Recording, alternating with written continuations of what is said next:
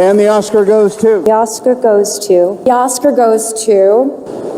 And the Oscar goes to. The 98th Academy Awards did something that not only is barely being talked about, but it did something that hasn't been done since 1992.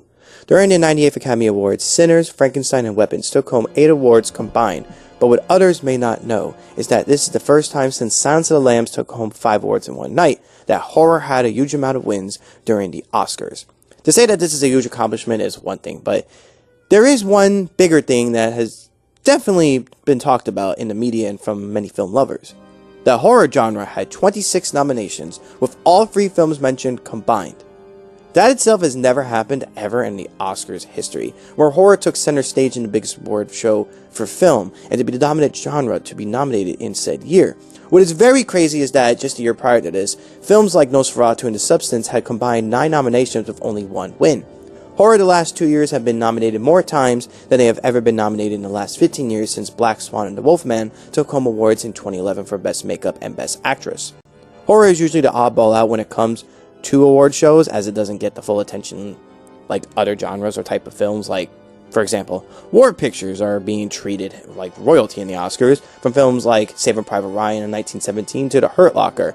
They were heavily nominated for Academy Awards. And another genre that just gets a whole lot of love for some reason is dramas, specifically biopics. Films like Bohemian Rhapsody, Lincoln, even Oppenheimer are some key examples of films that are heavily nominated and won awards for Best Actor, for example, in their respective years. But now we have horror that not only doesn't dominate in the Academy Awards, but prior to this in the last 2 years, it really doesn't get much representation unless the film did well with critics and the box office or has a statement to make. But yet, this year's event took place and honored horror in almost every category it could have been nominated for. Makeup, cinematography, sound, acting awards, hell, even the biggest award of the night, Best Picture. Horror finally got the spotlight it truly deserved, and while it didn't win the biggest award of the night, it still won 8 big awards. But why did it take so long for horror to be given this love and respect for the Academy? I brought up how the Academy didn't value and respect animation prior, but unlike animation, horror has been given the light and appreciation before, but yet the genre is rarely nominated for anything. That and animation, while not valued and respected enough, has its own category in the event. Now, I'm not about to say that we should give horror its own genre or category, because in the end of the day, then we're going to have Art the Clown win an Academy Award, and I think I'm the only one that wants that. But also, then we're going to have to give out awards for Best Sports Movie, or Best Comedy, Best Musical, you get it. The genre horror is, simply put, a genre that has a complicated history in the Academy Awards. But with nights like this, in the 98th Academy Awards, we might be seeing a change in the event and how horror is seen in the event. Maybe we will see a horror more in the Academy when certain films need the respect it needs and nominations it deserves, or maybe this was a one-off year that we won't see again for a while, or possibly ever. But before we can talk about what happened recently, let's take a look at the past and see how horror took over the event and won some important awards, but also how horror should have been respected more in the past for the Academy Awards.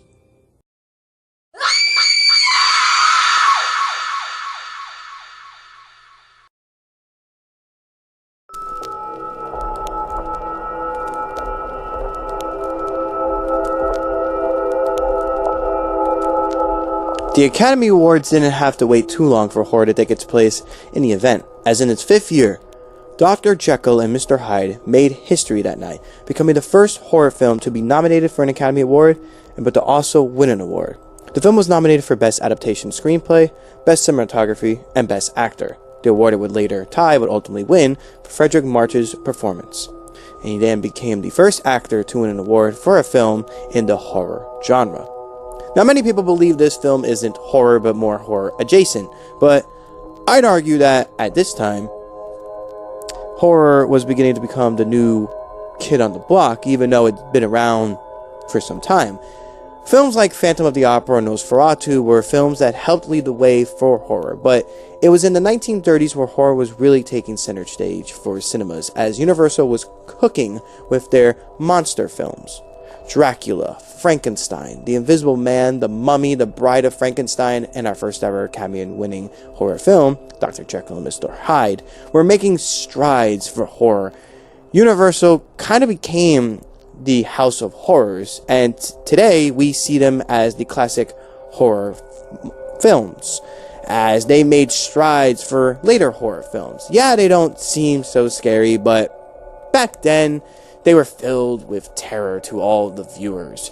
But while the Universal monsters and the people that brought them to life became the godfathers of horror, they barely were being noticed by the Academy.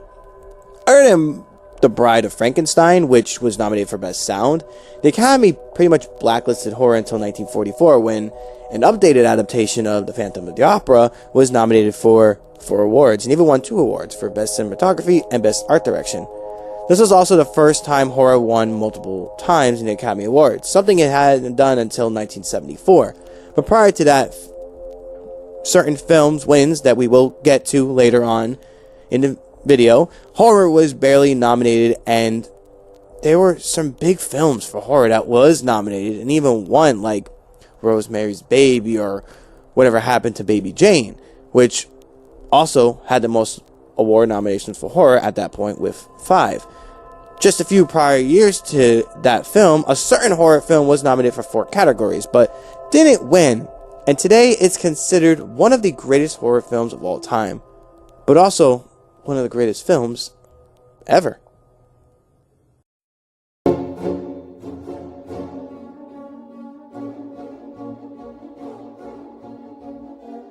Alfred Hitchcock doesn't need any introduction, as the man is one of the greatest directors of all time. He's very well known for his horror films throughout his time. Films like Rear Window, The Birds, and Vertigo are some of the most well-known thriller/horror adjacent films that he is well known for. Films that are also critically loved by critics, but also general audiences. This man knows how to cook when it comes to being a director. But one film of horror that he created that not only is considered a masterpiece to some, but pioneered a sub-genre of horror that would later be called slasher films. The film was Psycho, and it changed the game for horror and was critically acclaimed. The film was so loved and so brilliant that it would later obtain 4 nominations in the Academy Awards. While it didn't win, probably should have been nominated for far more awards, actually. I mean, let's be real.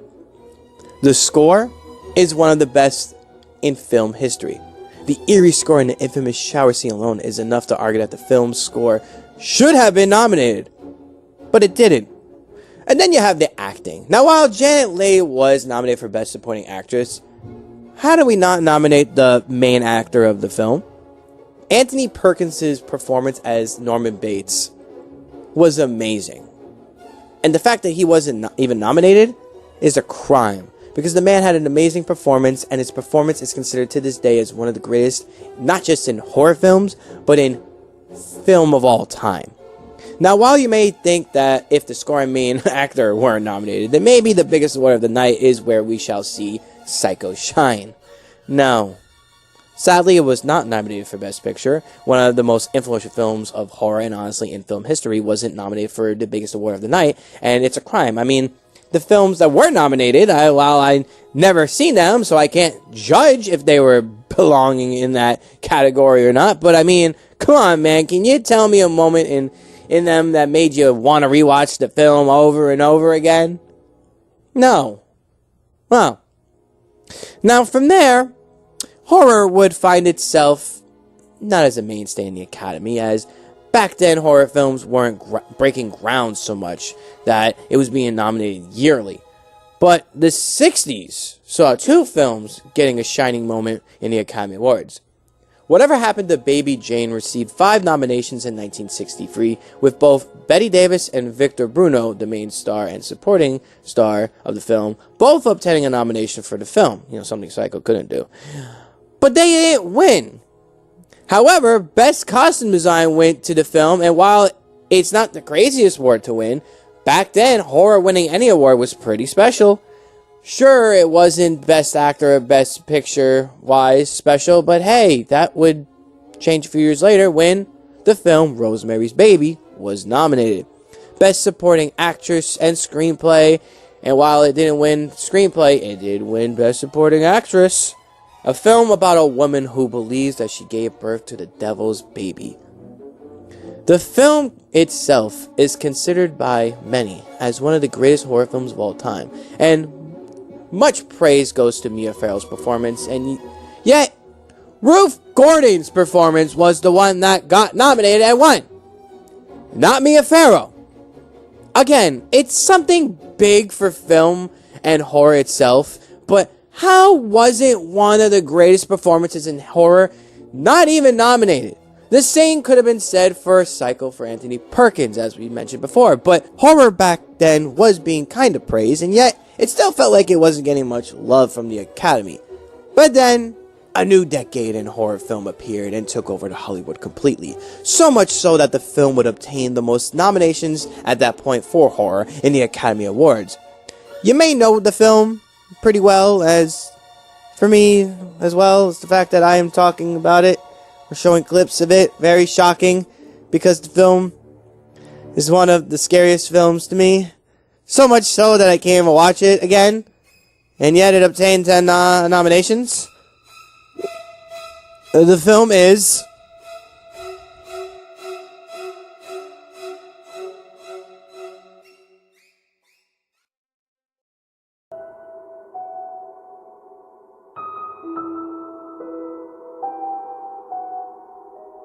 horror films today compared to back then is completely different.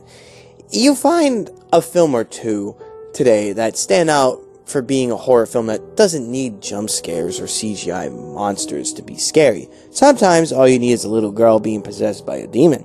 The Exorcist to this day is one of the scariest horror films ever, especially to me, as I've only seen it once and was so scared from it that I never wish to ever watch it again. And I have seen some scarier films, but this one fucked me up for some reason.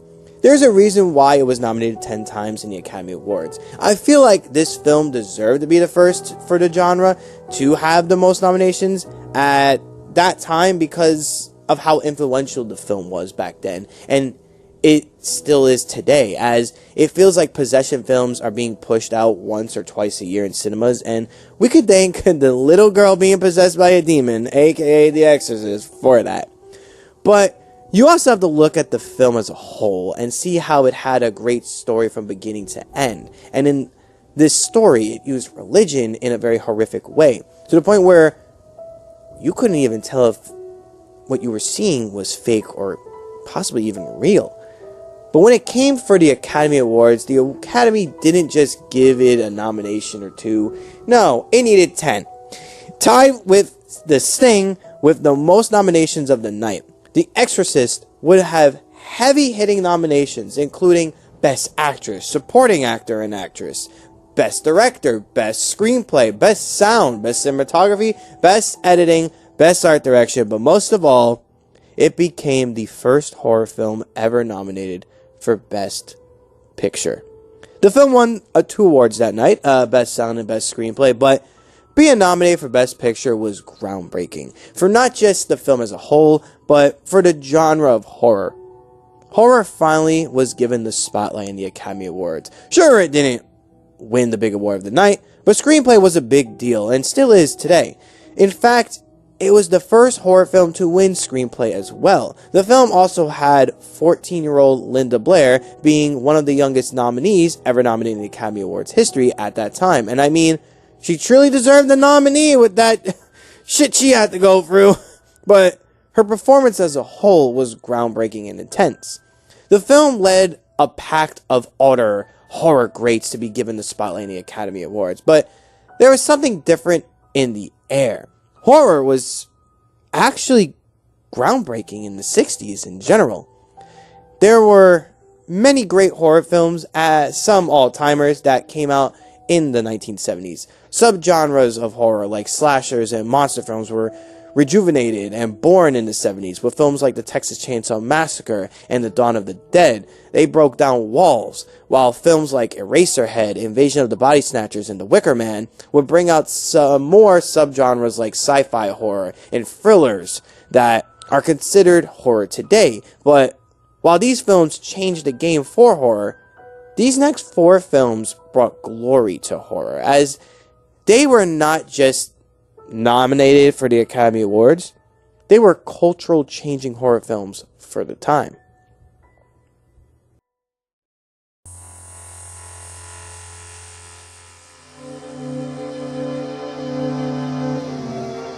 The word blockbuster might be nostalgic to some, as you may think of the video rental store that once was the only place you could find a Friday night film to watch at home.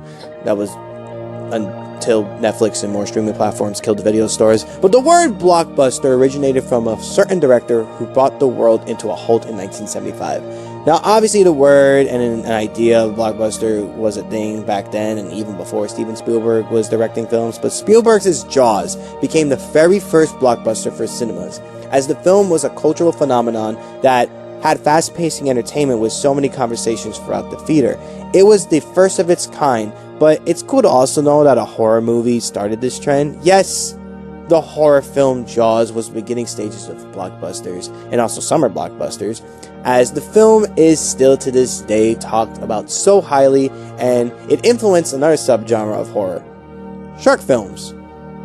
Okay, maybe it's not a subgenre, but at this point we might as well be calling it a subgenre, because I mean there's so many different shark films. One that has Samuel L. Jackson getting eaten, one that has Jack Black fighting Will Smith, one that has sharks and tornadoes. Okay, maybe shark films aren't subgenres of horror anymore now that I think about it, but Jaws did start something big for Hollywood back then, so much so that it was nominated 4 times in the Academy Awards and won 3 times. The awards it won for made sense, as they were all big parts of the film, the score, sound, and editing, but the 4th nomination was Best Picture. And while it's crazy to think that both Spielberg's screenplay and direction wasn't also nominated, being nominated for Best Picture is actually pretty cool. The next year, 2 horror films were given the spotlight in the Academy Awards, The Omen and Carrie. Now, both of these films are iconic horror films that helped change the game at the time for horror, and these 2 films were both able to get nominations. For Carrie, it was nominated for Best Actress and Best Supporting Actress for Sissy Spacek and Piper Laurie's performances. And while it didn't win, it was nice to see that the 2 main names were being nominated for awards. As for The Omen, it also gained 2 award nominations, but for the music. You would think a film about a demonic child who causes a death to an entire family. And yet, the film was nominated for Best Original Song and Best Original Score, which it would, for original score, win. But yeah, fun year for horror. It wasn't until 2 years later, another huge horror film obtained nominations, and it also helped change the game for film, and even brought in another subgenre for horror, sci-fi horror. Well, technically, sci-fi horror was said to have been around since Frankenstein, but others would say that it started with the Invasions of the Body Snatchers, but it would then be revolutionized by our next horror film to be nominated for the Academy Awards, which is Alien.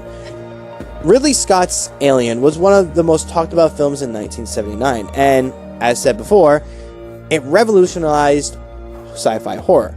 So what awards did the huge horror film gain?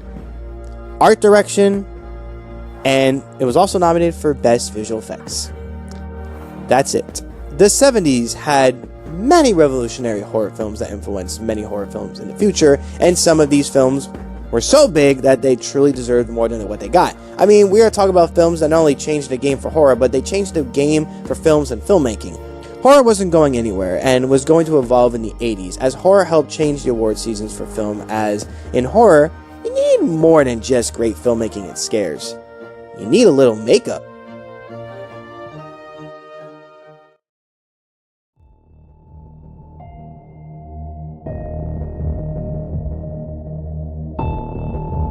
Now, the first thing we think of with horror is how scary a film is, but the other thing that we think about is the monsters and characters to help bring these scares to life. Since the silent era, horror has used makeup effects in their films, from The Hunchback of Notre Dame to The Phantom of the Opera. Makeup played a key role in bringing these characters to life. Thus, they would later bring the scares to life in their respected films. Now, I was actually going to explain about this part with makeup, but I feel like, due to respect, I might know a couple of guys that might know how to explain this very well.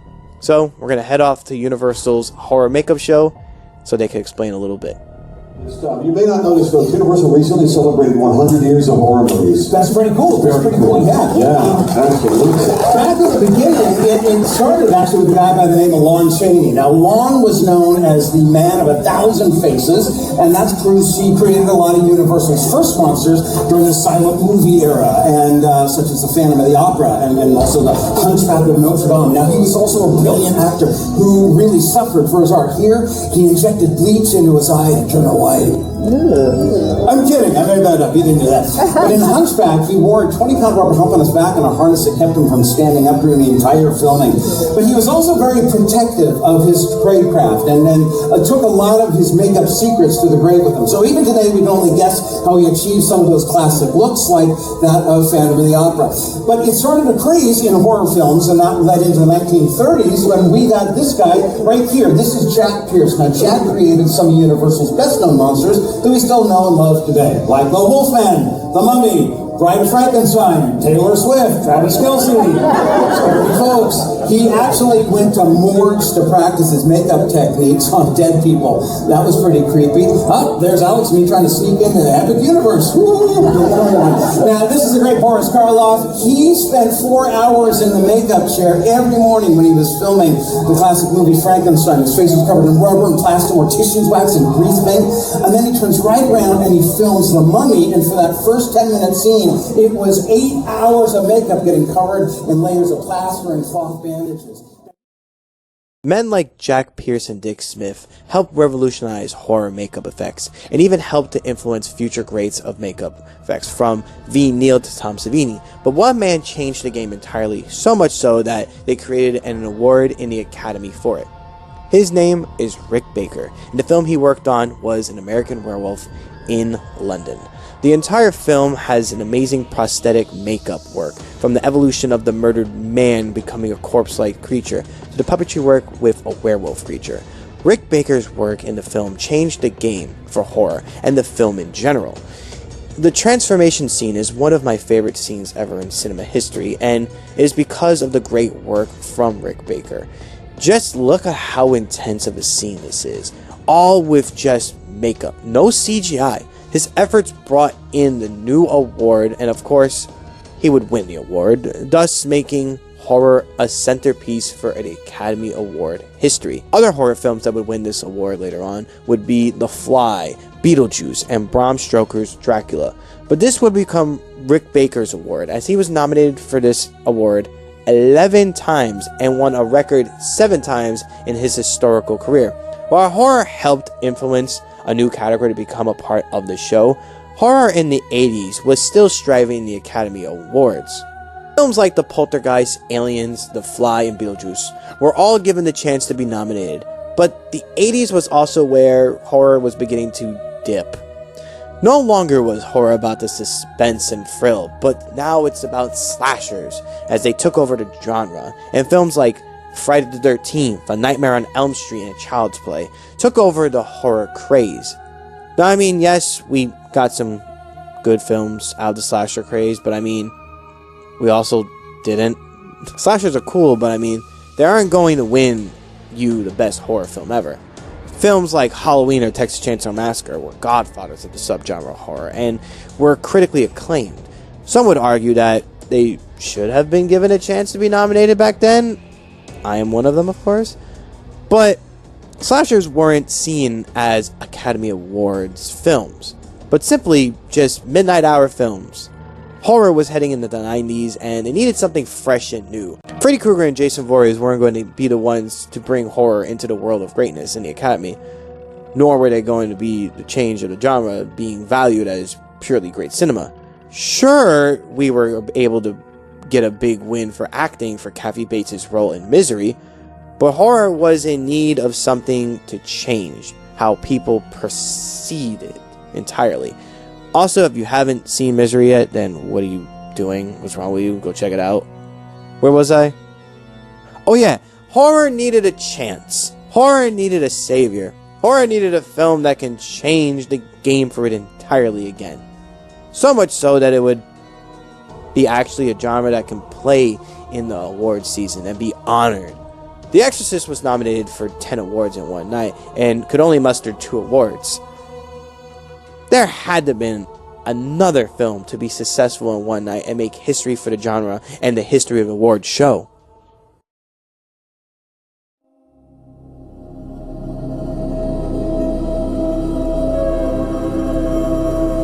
The Silence of the Lambs is argued to be more of a psychological thriller rather than it being a horror, but many fans of the film call it a horror film, and this horror film is considered one of the greatest films of all time. The character Hannibal Lecter is one of the most talked about characters when talking about greatest performances in cinema history. Anthony Hopkins' time in the film was only 16 minutes, and in those 16 minutes, he not only created a performance of a lifetime, but he truly made people squirm and look at how we perceive horror entirely.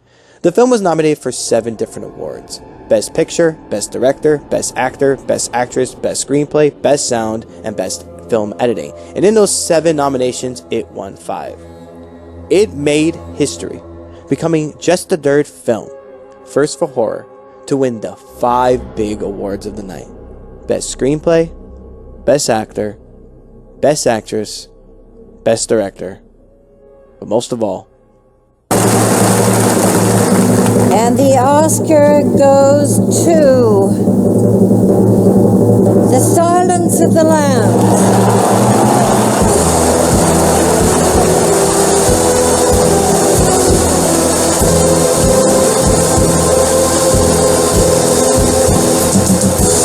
Edward Saxon, Kenneth Hart, and Ron Bowman. Best Picture.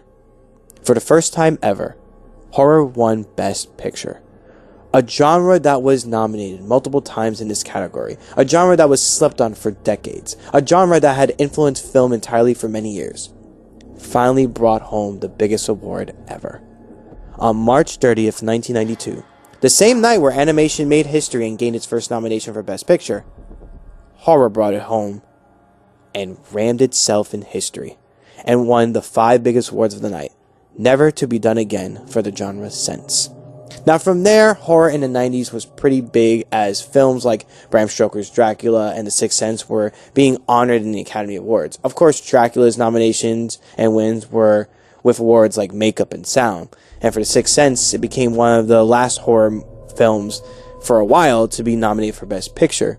The film had 6 nominations, including Best Supporting Actor for Haley Joel Osment and Best Director for a mid director.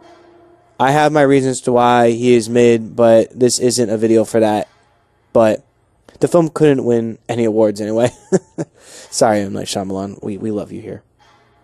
One film that night that did win an award for the horror genre, and that film was Sleepy Hollow. It was the last film for a decade to be nominated for an Academy Award and win for the horror genre. It took 11 years for horror to be in the light again for the Academy. You may be asking why, and well, I really don't know. Maybe horror wasn't being appreciated enough, or maybe it was lacking something in the films that were coming out. We had some really good horror films come out during that time, as films like The Ring, 28 Days Later, Cloverfield, and American Psycho were mostly some of the big films around that time. But we mostly got either horror remakes, underrated films that became beloved years later, or anything Rob Zombie put out. Honestly, horror was kind of in need of a change of scenery. I'm not saying they were all bad, but none were good enough to be in the same category as Silence of the Lambs, Jaws, or Alien. Horror kind of became irrelevant to the world of cinema. It became irrelevant to the Academy, really. But then something changed in the 2010s. Something felt right with horror. They started to be more new stories, and new directors took the realm for horror. other more experienced directors took the genre to a different level. Horror gained its texture it's lost, and gained even more soon after, and gained the eyes of the Academy.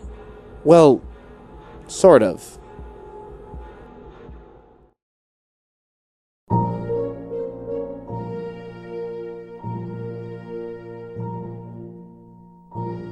I covered the 2011 Oscars with my animation video when talking about Toy Story 3 and how it was the last animated film to be nominated for Best Picture.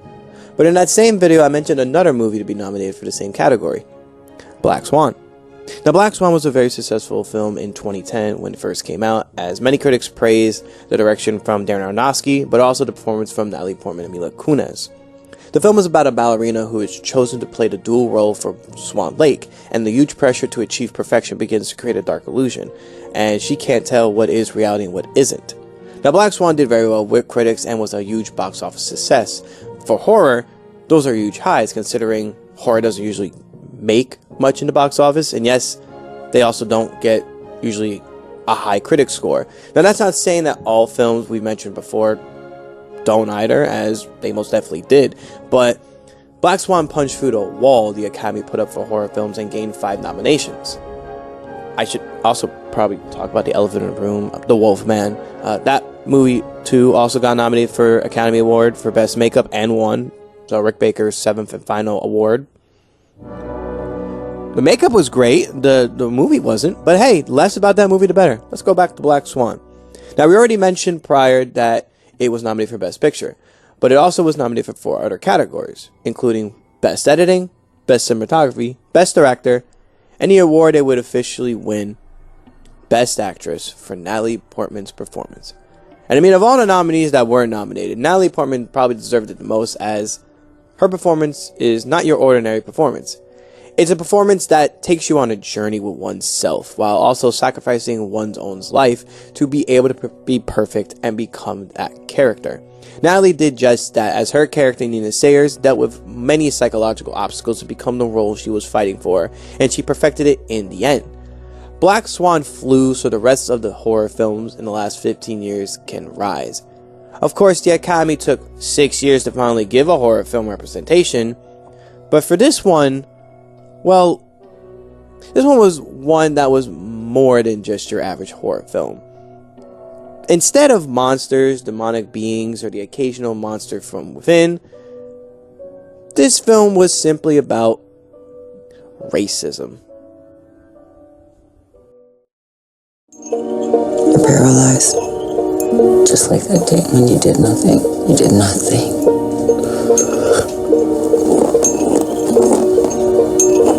Now, sink into the floor. Wait. Sink.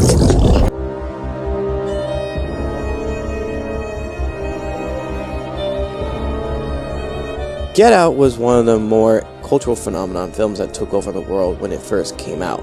Since it came out into theaters, it has been said to be one of the most influential films of the last 10 years, and considered one of the greatest films of horror, but also just one of the greatest films of all time. The film did just more than being influential, but it showed a side of black culture that is seen in many films, aka racism. But it shows it in a very psychological way, and the representation in this film of black culture is purely done by the man named Jordan Peele. One half of Key and Peele has become an horror icon these last 10 years, as Peele has brought us multiple great horror films, and it all started out with Get Out. This was a film that the Academy couldn't ignore. That, and well, many called the people that ran the Academy racist and such, but this isn't the video on that.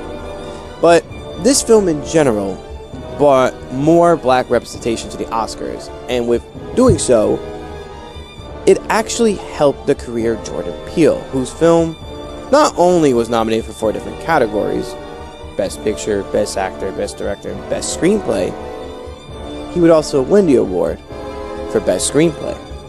Jordan Peele made Oscars history, becoming the first African American to win for the category. Honestly, without this win and without Get Out's huge success, Peele's career would have taken a different path. You don't always need a huge win in these awards to launch your career, but Jordan Peele kind of prove that wrong, as not only is he going to be the centerpiece of the new age of horror years later, but others were about to follow his footprints. It didn't take too long for horror to be represented again in the Academy, as 2 years later, we were given history again. Okay, kind of. So horror has many different subgenres or adjacent films, and, well, our next film is one of them. I kind of consider it a horror, more thriller type of film because it has horror aspects in the film with the suspenseful moments, and also it does become a little bit fucked mentally in some parts.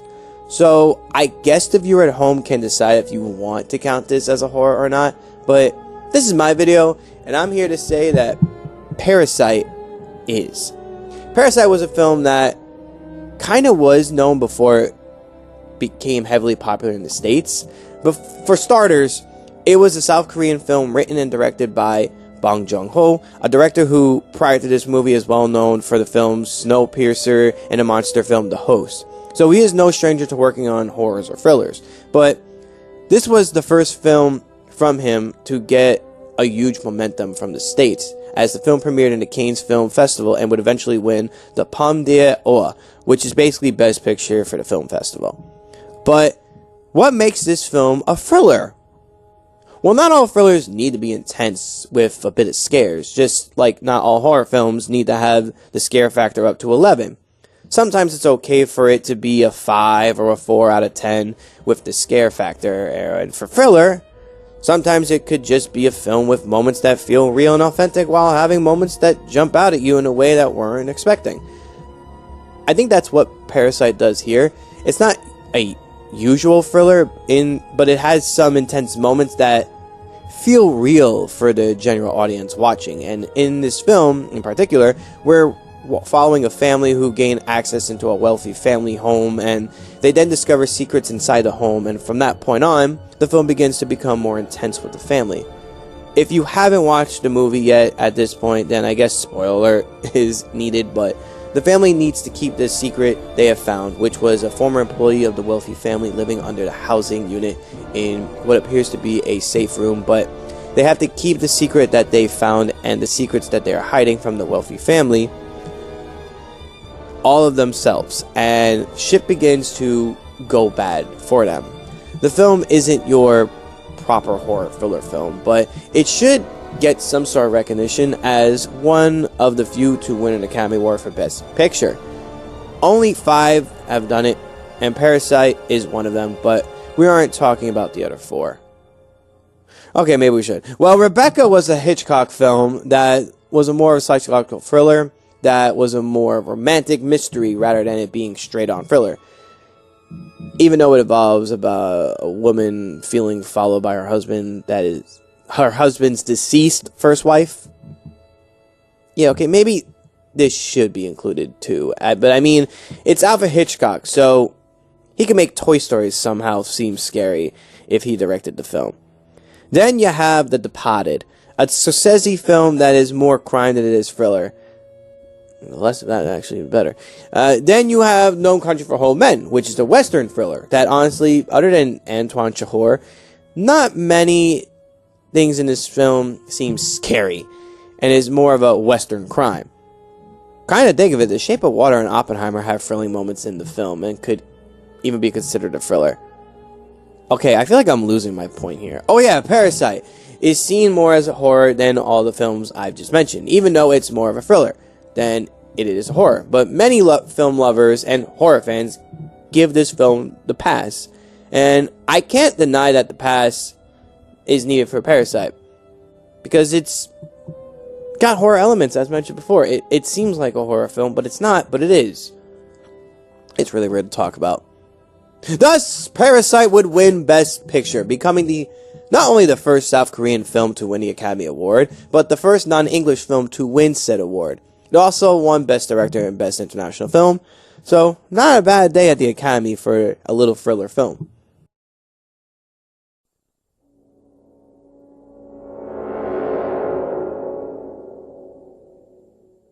Here's the thing. Why I'm including this film for my horror video here, some will disagree and say that Get Out was the last horror film to be honored greatly from the Academy until 2025. And they are okay to think about that. But I find it odd that it took almost a decade for horror to get some appreciation in the Academy. I mean, at this time, we had some heavy hitters hit the cinemas that didn't get honored. For example, Hereditary came out just a year after Get Out, and it took the horror world by storm, and to this day is being considered one of the greatest horror movies of all time. A film about a woman and her family who uncover secrets from the woman's deceased mother and are then inherited with sinister occurrences. The film, for some, is one of the scariest films to watch, while also being one of the most disturbing. The performances were impactful to the horror genre, and in film in general, as Toni Collette, no stranger to being in horror films and being nominated for an Academy Award, puts on one of her best performances, not only in her career, but one of the best performances of all time. And she was just snubbed for the Academy for Olivia Colman, Lady Gaga, Yalitza Aparicio, Melissa McCarthy, and Glenn Close. Honestly, it's a stacked lineup, but did any of them have to act their asses off like the devil's possessing the shit out of their family while also losing their self-control and trying to become the new matriarch of the family? I don't think so. I even think the film as a whole was robbed with screenplay, direction, and best picture, but Toni Collette definitely needed that nomination for sure. 2018 gave us A Quiet Place, and while it is not a film that you would think deserves some credit from the Academy, it kind of does in my opinion. John Krasinski killed it with the screenplay, acting, and direction in this film. It also just happened to be shot very well, so cinematography would have been a great nomination for the film, despite the year's nominees also being stacked in general. Then we look at 2019, where Parasite won, and we see two more films of horror that could have been given some appreciation.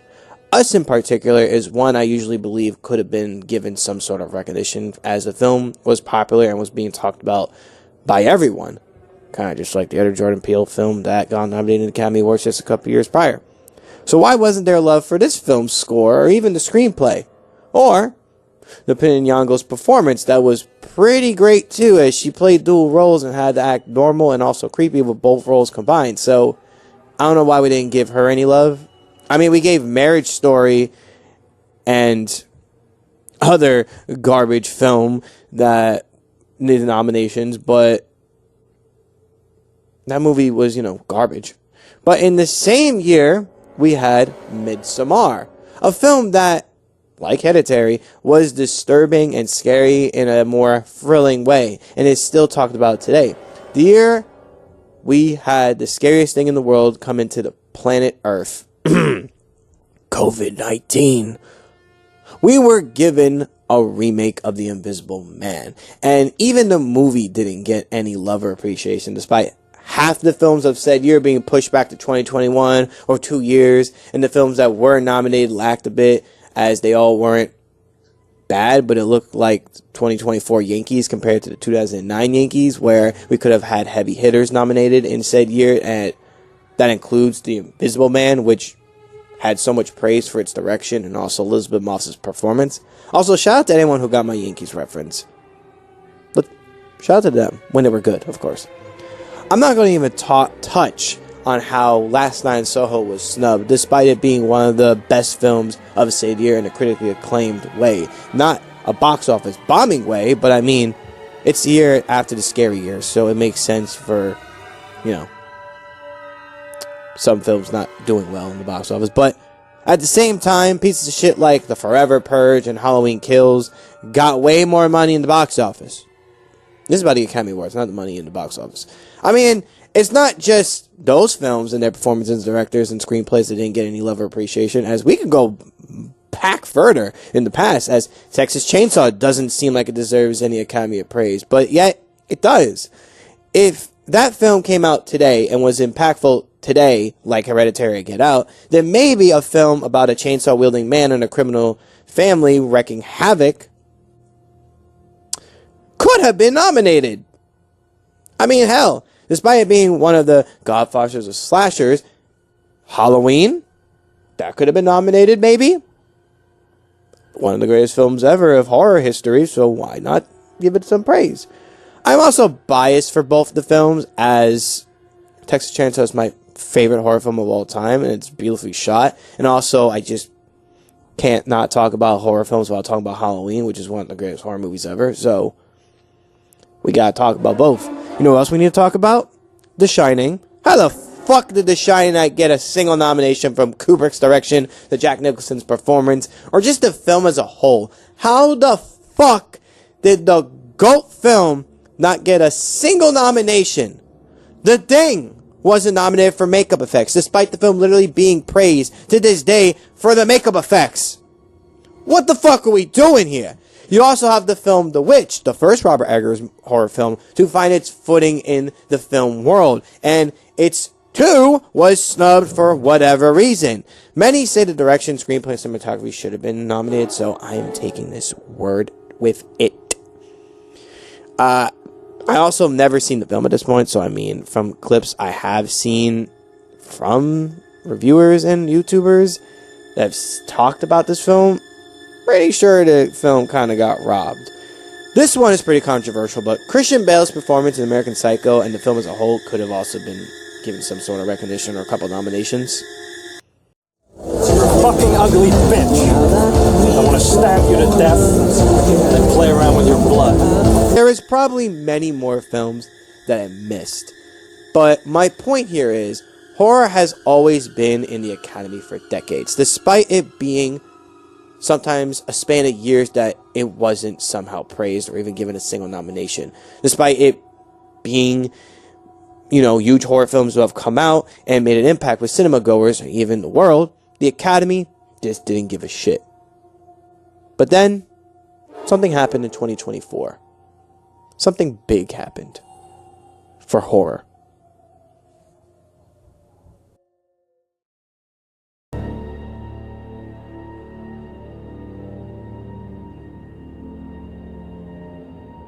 For the first time in a decade, depending if you see Parasite as a horror movie or not, but for the first time since Get Out, The Substance and Nosferatu became the first 2 horror films to be nominated for multiple awards, with Nosferatu being nominated for Best Cinematography, Best Costume Design, Best Production Design, and Best Makeup and Hairstyling, while The Substance was nominated for Best Makeup and Hairstyling, which it would win, Best Original Screenplay, Best Director, Best Actress, and Best Picture. These were pretty huge accomplishments for both films to be nominated for some important awards, but I still feel like both films were snubbed in some categories, while they also should have won in some categories. I will be talking about the biggest elephant in the room, as we are talking about snubs at the moment, and the biggest snub of the night, in my opinion, was Margaret Qualley being snubbed for Best Supporting Actress. You don't have a perfectly balanced film for The Substance without the roles of Elizabeth Sparkle, or in this case, for Qualley's performance as Sue. She knocked it out of the park, and many people believe that she was going to be nominated for the Academy Award. Hell, many people believe that she was going to win. But yet, people also believed that The Substance could have won Best Picture, and Demi Moore would have won for Best Actress, as she really devoured in this role. And it's worth noting that this was her first time ever being nominated and probably her biggest role to date. So to have a loss to an up-and-coming star in Mickey Madison and her film for Nora for both categories is I'm honestly not gonna lie, it's shocking, but at the same time, I like both films equally. Like, I don't think the film could be considered the best film of the year.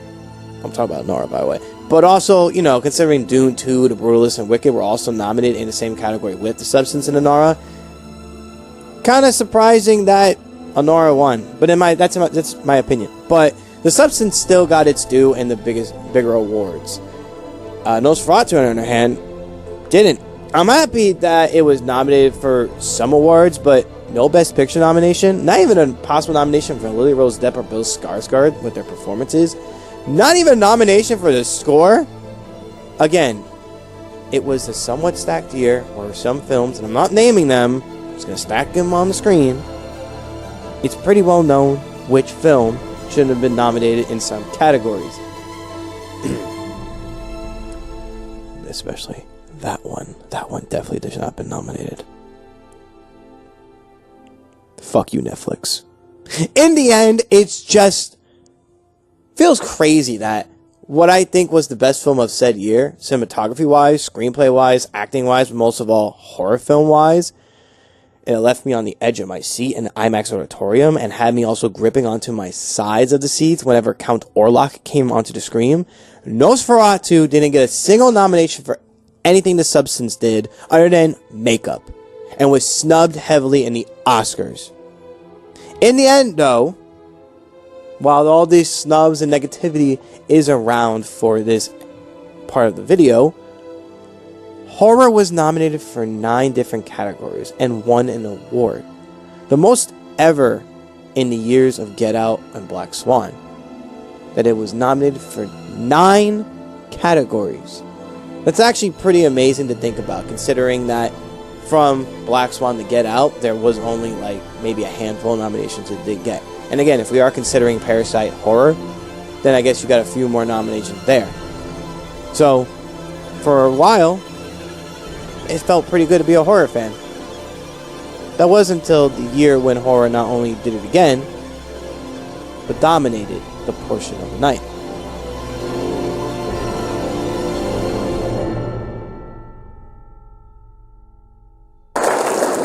And the Oscar goes to Amy Madigan. The Oscar for Best Costume Design goes to Frankenstein. Kate Hawley.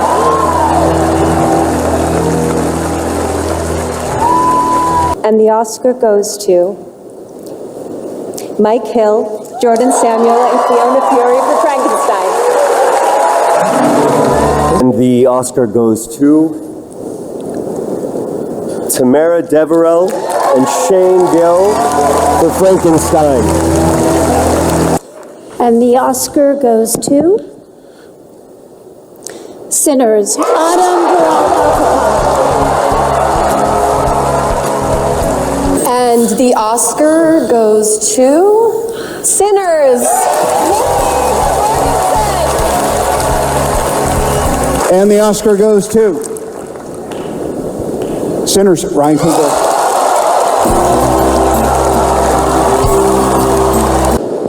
And the Oscar goes to Michael B. Jordan.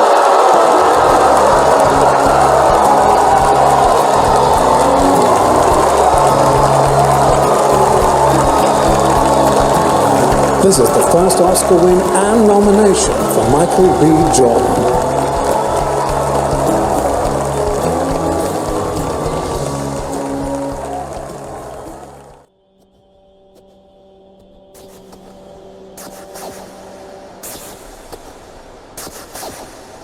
"26 nominations. I mentioned it earlier in the video, but horror had 26 nominations in 17 different categories.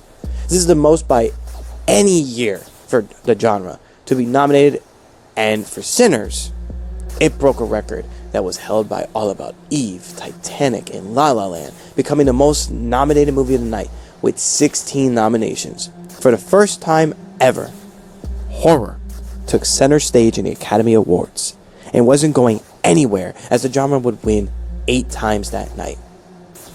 Weapons had only 1 nomination, but it kindly deserved the win that it did get, as Amy Madigan's performance as Aunt Gladys was pretty intense. She had pretty stiff competition with Wunmi Mosaku and the other nominees, but the fact that she won the award in her second nomination after 40 years for her first is pretty impressive. Then we have Frankenstein, and I'm gonna be real with you.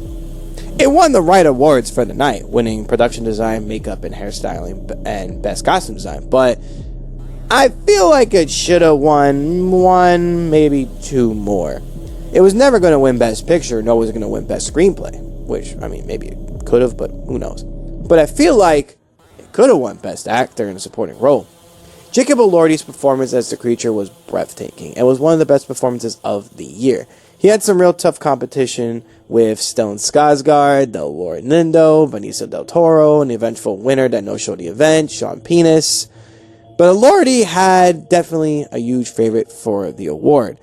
I'd even give Guillermo del Toro recognition as well with his direction for the film, as it's not easy to bring this story to life. It's been done a ton of times, and it's just with different directors and different styles, you never could figure out which one is the best. But for this one, it felt like it was made specifically from the book, despite it missing some elements of the book in the film. Del Toro is no stranger to winning and being nominated in the Academy Awards, as just a couple of years prior to this, he won Best Animated Feature with Pinocchio, and in 2018, he won Best Director for the film The Shape of Water. He was even nominated for Pan's Labyrinth in multiple categories, including Screenplay, but I feel like this film should have gave him another nomination for Best Director, despite it being a really tight category with some great directors in the helm. But now that brings us to the second biggest film of the night, Sinners. It would have been the biggest one, but One Battle After Another had to win Best Picture Director, and in the newest category, Best Casting, even though it should have gone to Sinners. But 4 wins and 16 nominations is a quarter of the night in my eyes, so that's a pretty big deal to me. Other than Best Actress, it was nominated for every category for live action films, not including the animated film nominations, documentary categories, and of course short film category portion of the night. Sinners literally dominated in award season, and on this night, it truly took over the night, despite not winning the most awards. We already saw the winners, but I still want to shout them out, as it was a big accomplishment for horror in these categories. Best Original Score is a pretty big win for any film/composer, and it's pretty crazy to think that both Frankenstein and Sinners were the favorite to win the award, but it made sense for Sinners to win considering who they had composing the score. Ludwig Göransson? I'm butchering that. I'm sorry.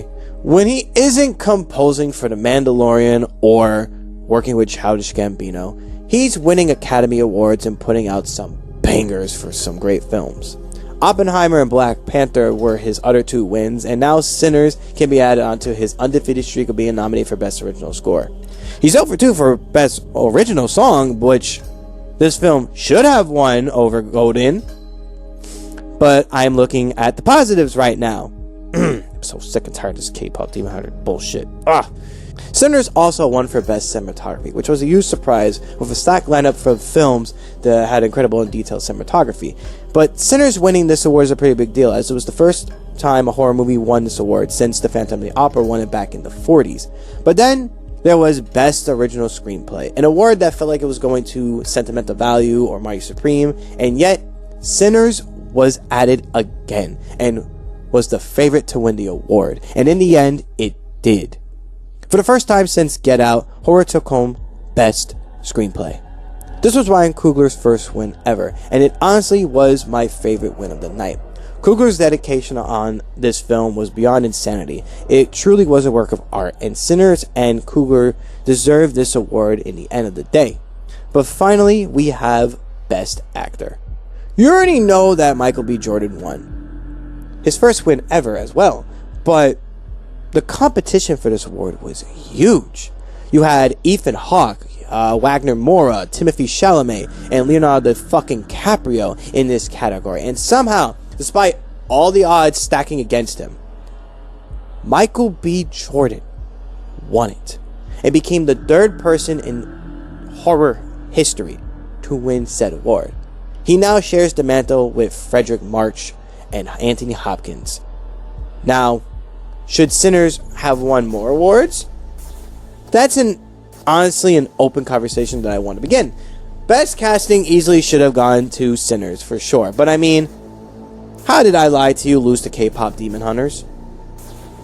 Of all songs, it was quantity over quality for this one, and despite it losing, Sinners still won the award in my heart, especially after the incredible live performance. Speaking of I Lie to You, Miles Cannon should have been nominated for Best Supporting Role. He killed it in his first ever role in film, and many people called him one of the biggest snubs of the night. He wouldn't have won the award, but it would have been cool to see him in the same category as Delroy.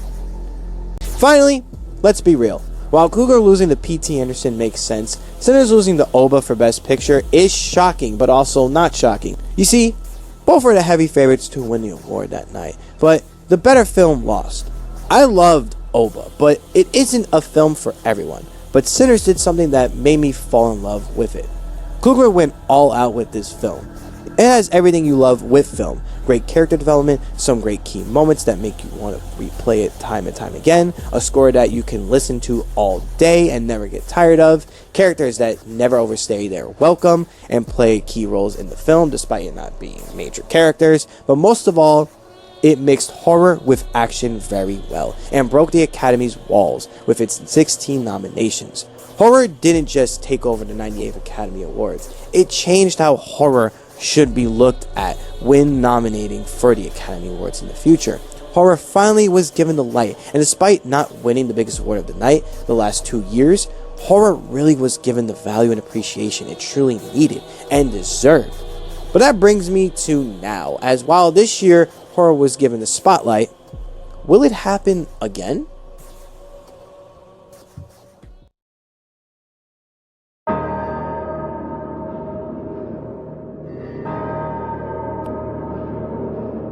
We are currently, at the time of me recording this, in a year where horror is doing well when it comes to critically acclaimed or it's performing well in the box office. In fact, while films like Michael, Toy Story 5, or Project Hail Mary were killing in the box office, horror films with smaller budgets have been making history in the box office. Obsession is probably the biggest case for this, as the Kirby Parker film has a budget under $1 million and it made way over $300 million in the box office.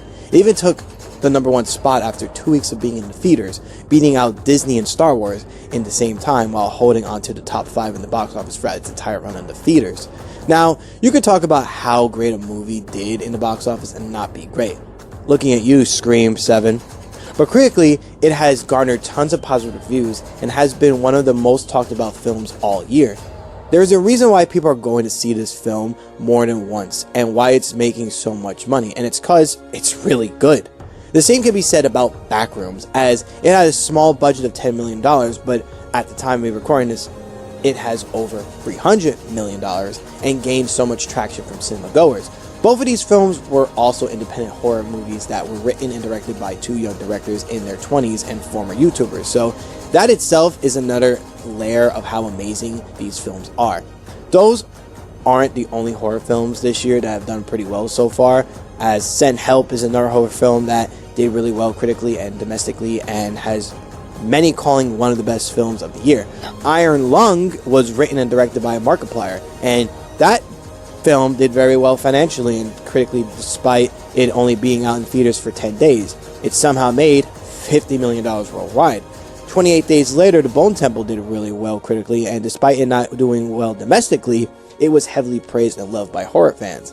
Now, by this point of this coming out, Leviticus has come out, and while it won't make the numbers like our other films, as it was released when Disclosure Day, Supergirl, and Toy Story 5 were out in theaters, it still receives some positive reviews from critics.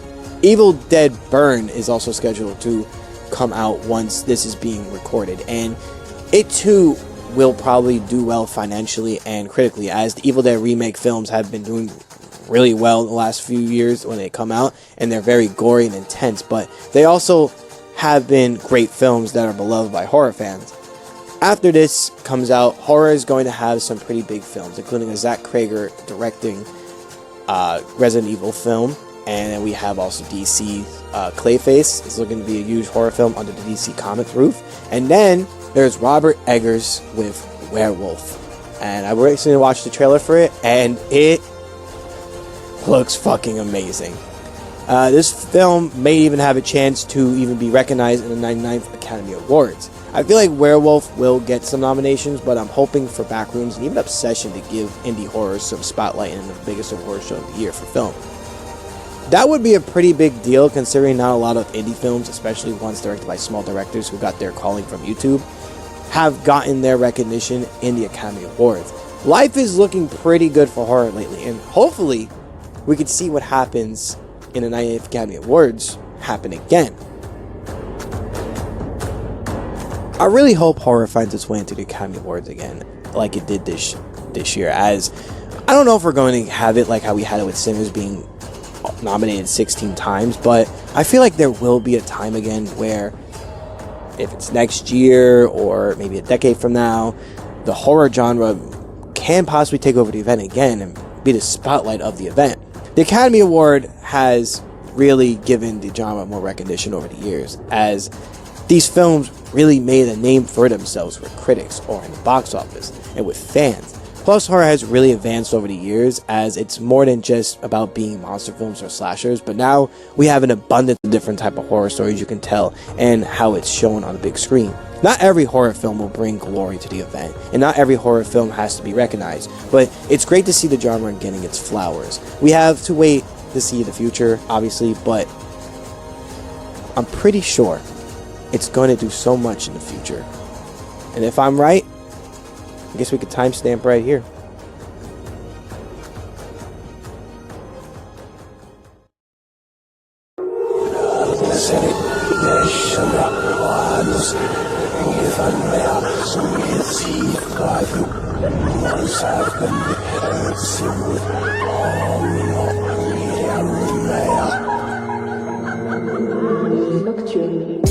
I am making this video specifically because I love the horror genre.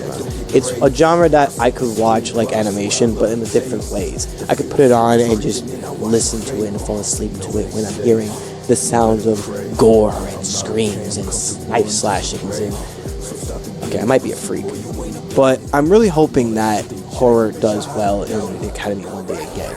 Also, just in general, I feel like the genre is valued way more than animation, but I also feel like we might see something happen with horror where it could become more dominating in the box office, or even just with fans and people in general.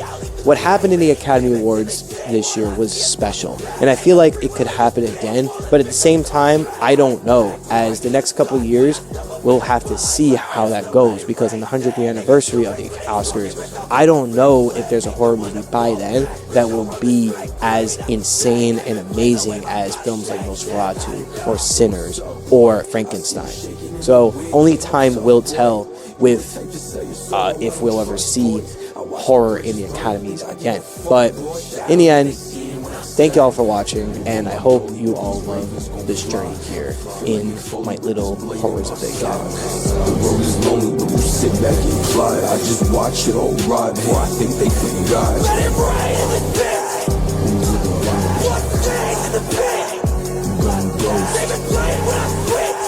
Cut them off. In the pit, bring it back. Okay. Let it rain in the pit.